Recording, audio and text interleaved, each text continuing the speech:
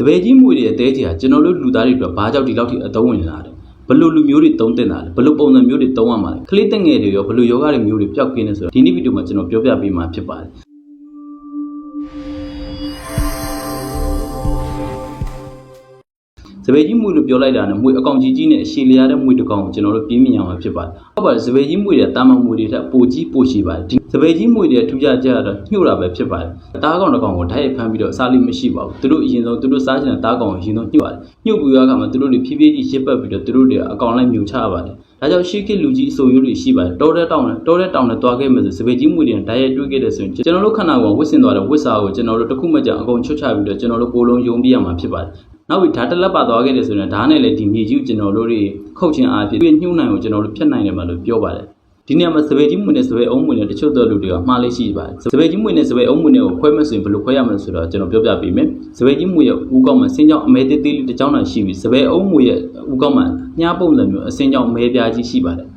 ယ်နောက်ပြီးတော့စပယ်ကြီးမွေကစပယ်အုံးမွေထက်ပိုပြီးတော့ရှိပါတယ်စပယ်အုံးမွေကတွတ်အကောင်ကြီးပါတယ်စပယ်ကြီးမွေတွေကဆိုလို့နေရဒေသတွေမှာနေပြီးစပယ်အုံးမွေတွေကကုန်းဒေသတွေမှာ6သွေးလို့နေရဒေသတွေမှာနေလေးရှိပါတယ်ဒါကိုလည်းကြည့်ချင်အားဖြင့်ကျွန်တော်တို့စပယ်ကြီးနဲ့စပယ်အုံးတို့ကျွန်တော်တို့ခွဲခြားလို့ရပါတယ်ဒါဆိုရင်စပယ်ကြီးတဲကြီးအစ်မစစ်ကျွန်တော်တို့ဘယ်လိုခွဲခြားမလဲစပယ်ကြီးတဲကြီးလက်ဆက်ဆက်ဒီအဝါရောင်ဖြစ်ပြီးနေကြောက်လန်းလိုက်လို့ခါမှာမဲနဲ့တော့မှကျွန်တော်တို့တွေ့ရပါတယ်နှစ်ဘလောက်ကြာထားမပုတ်ဘူးလို့လည်းကျွန်တော်တို့သိရပါတယ်နောက်တစ်ခုစမ်းသပ်နည်းကစပယ်ကြီးမွေရဲ့တဲကြီးကိုကျွန်တော်တို့နည်းနည်းဖဲ့ပြီးဖော့တုံနဲ့ခြေတွေကိုပစ်ချလိုက်မယ်ဆိုရင်ခြေထဲမှာပြေးနေတာကိုကျွန်တော်တို့တွေ့ရမှာဖြစ်ပါတယ်ဒီနေရာမှာပြောတဲ့စကားလေးရှိပါတရဝါတိုင်းရဲ့အသေးကြီးကခြေထဲပစ်ချလိုက်လို့ခါမှာပြေးနေတာမှာပဲဖြစ်ပါတယ်ဒါပေမဲ့ပြေးပုံစံချင်းမတူပါဘူးစပယ်ကြီးမွေရဲ့တဲကြီးကတော့အရှိတဲကိုပြေးတယ်လို့လည်းရှေးခေတ်လူကြီးတွေကဆိုကြပါတယ်စပယ်ကြီးမွေရဲ့တဲကြီးကညှို့ကြိုနှစ်ချောင်းပါပါတယ်ဖျားပတ်မှာညှို့တန်သေးသေးလေးနှစ်ချောင်းလည်းပါပါတယ်အများသိထားတာကတော့စပယ်ကြီးမွေတွေကမျက်လုံးနဲ့ညှို့တယ်လို့အများသိထားပါတယ်ဒါဟာမဟုတ်ပါဘူးစပယ်ကြီးမွေတွေကစအိုတဲကညှို့တန်သေးသေးလေးနှစ်ချောင်းနဲ့ညှို့တာပဲဖြစ်ပါတယ်စပယ်ကြီးတဲကြီးကိုနောက်ထပ်တနည်းနဲ့ဆက်ပြီးစမ်းသပ်လို့ရပါတယ်ပင်လယ်ရေတက်ရေကြနဲ့ကျွန်တော်တို့စပယ်ကြီးတဲကြီးကိုစမ်းသပ်လို့ရပါတယ်ပင်လယ်ရေတက်လာတဲ့စပယ်ကြီးတဲကြီးကသူ့အလိုလိုဆိုတတ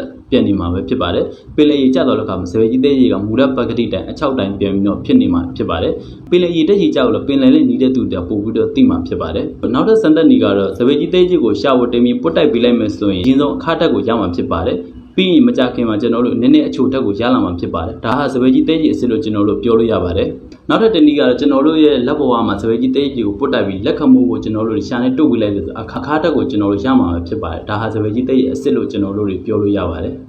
စပယ်ကြီးတဲကြီးကိုစပယ်ကြီးဘိုက်တွေကနေထုတ်ယူမှဆိုရင်အခုလိုမျိုးကျွန်တော်ပြောလို့အချိန်လေးတွေမှာထုတ်ယူကြည့်ပါမနေ့အချိန်ကနေမိုးမတက်ခင်စပယ်ကြီးတဲကြီးကိုထုတ်ယူမှဆိုစပယ်ကြီးတဲကြီးကစပယ်ကြီးဦးကောင်းနဲ့စပယ်ကြီးရဲ့ချက်တက်တဲ့မှာရှိပါတယ်နေမိုးလွဲပြီးနောက်ပိုင်းမှာစပယ်ကြီးတဲကြီးကချက်နဲ့မှီးပြားမှာရှိတတ်ပါတယ်ဒါလေးတွေသိတာမှစပယ်ကြီးတဲကြီးကိုကျွန်တော်တို့အလွယ်တကူထုတ်ယူလို့ရမှာဖြစ်ပါတယ်နောက်ပြီးတော့စပယ်ကြီးတဲကြီးကစပယ်ကြီးရဲ့ဘိုက်တွေမှာသွေးကြောသေးသေးလေးကိုလိုက်ပြီးတော့ထုတ်ယူတယ်ဆိုရင်စပယ်ကြီးတဲကြီးကကျွန်တော်တို့အရင်တဲကြီးထက်ကြီးထွားနှုန်းပို့ပြီးတော့ရပါတယ်ဒါပေမဲ့အာနိသင်မှာတော့နည်းနည်းလေးရော့ပါတယ်လို့ကျွန်တော်တို့သိရပါတယ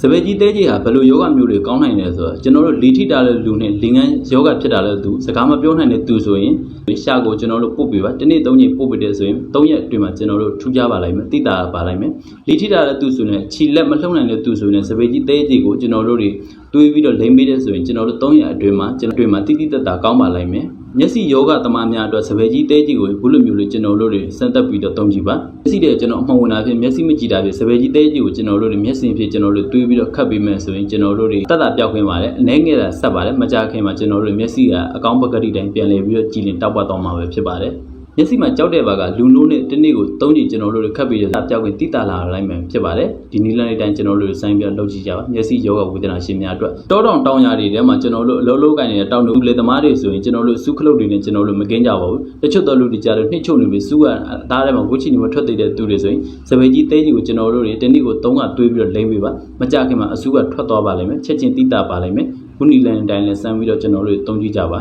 ခြေထောက်တို့ညောင်းညတာပဲဖြစ်ဖြစ်ခြေထောက်တွေကျွန်တော်တို့မသိနိုင်တာပဲဖြစ်စပယ်ကြီးတဲကြီးကိုကျွန်တော်တို့ညအိပ်အောင်ခံဒီတိုင်းပုံမှန်လေးကျွန်တော်တို့လိမ့်ပေးပါတက်တာပြောက်ခွင့်ပါလိမ့်မယ်နှလုံးယောဂသမားများအတွက်နှလုံးမိုးဖောက်တာနှလုံးမိုးဖောက်ခြင်းနှလုံးတုံခြင်းနှလုံးခုန်လို့မြန်ခြင်းအတွက်ကျွန်တော်တို့စပယ်ကြီးတဲကြီးကိုတွေးပြီးတော့တောက်ပြီးပါမကြခင်ကျွန်တော်တို့တက်တာပြောက်ခွင့်သွားပါလိမ့်မယ်စီးကျုပ်ဖြစ်စပယ်ကြီးတဲကြီးကိုကျွန်တော်တို့စီးကုံမှာကျွန်တော်တို့လိမ့်ပေးပါစီးကြောက်သမားများကတော့ကျွန်တော်စပယ်ကြီးတဲကြီးကိုစံစည်းရည်နဲ့တစ်နေ့ကိုတစ်ခွက်နှုံကျွန်တော်တို့ပုံမှန်တောက်ပြီးဆိုစီးကြောက်တွေကျွန်တော်တို့တွေကြပါတယ်ကလေးတက်ငင်နာဖြစ်တယ်ဆိုကလေးတွေရဲ့ရှာမှာစပယ်ကြီးတဲကြီးကိုအနှဲငယ်ပုတ်ပြီးကလေးတွေရဲ့တက်ငင်နာ